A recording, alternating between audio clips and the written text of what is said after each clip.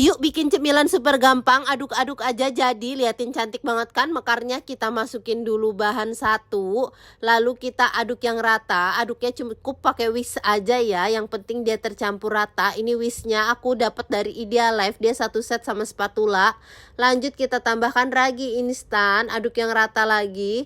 Tambahkan tepung terigu dan santan. Next kita aduk rata kembali, boleh ditambahkan pewarna kuning biar makin cantik. Aduk rata kembali, lalu kita diamkan selama 1 jam.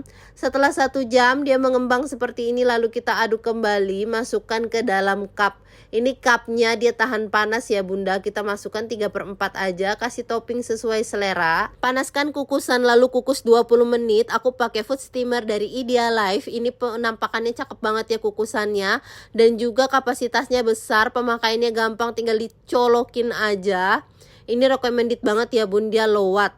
Udah matang, kita angkat. Jadi deh bolu mekarnya. Ini super gampang banget karena cuma pakai 1 telur dan juga tanpa mixer.